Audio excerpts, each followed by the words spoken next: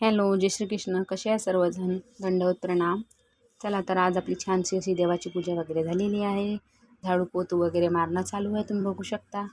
देवाचं दर्शन मी तुम्हाला सर्वात अगोदर माझ्या व्हिडिओमध्ये दाखवत असतो, कारण केव्हाही नवीन सुरुवात करायची असली तर देवापासूनच सुरुवात करायची. अशा प्रकारे आमचे हे बाहेरची घरातली देवपूजा वगैरे संपन्न झालेली आहे. चहा नाश्ता वगैरे पण झालेला आहे. नंतर करायचे होते मला एक टमाटरची चटणी, अशी वेगळ्या पद्धतीनं मी तुम्हाला ते दाखवत आहे. सर्व मला पोळ्या पहिले लाटून घ्यायचे आहे, कारण मी ते तव्यावर बनवणार आहे टमाटरची चटणी. ते तुम्हाला दाखवणार आहे. इकडे माझा हरिकेश मला आवाज देतो, त्यामुळे मला तिकडे जावं लागतं. त्याच्या मागे ते बाहेर खेळतात. तर नंतर सर्व पोळ्या आपल्या झालेल्या आहे. आपल्याला 1-2 हिरव्या मिरच्या घ्यायच्या आहे, त्या भाजून घ्यायच्या आहे. आणि टमाटर काठायचा आहे 1 किंवा 2, तुम्हाला जसं करायचं असेल 2ची किंवा 3ची चटणी तर तुम्ही भाजून घ्या ते टमाटर. नंतर त्याच्यावर थोडंसं तेल टाकायचं आणि जी आपली हिरवी मिरची आहे ते आपल्याला ठेचा करून घ्यायचा आहे त्याचा, लसण टाकून. आणि टमाटर आपल्याला होऊ द्यायचं आहे.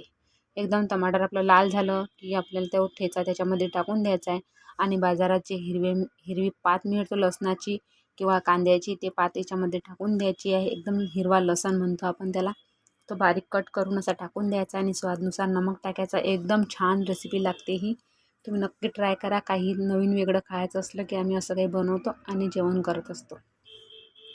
चला तर मग आता आमचं सगळं तयारी झालेली आहे. आता आम्ही जेवण करतो आणि देवाला उपहार पण दाखवतो.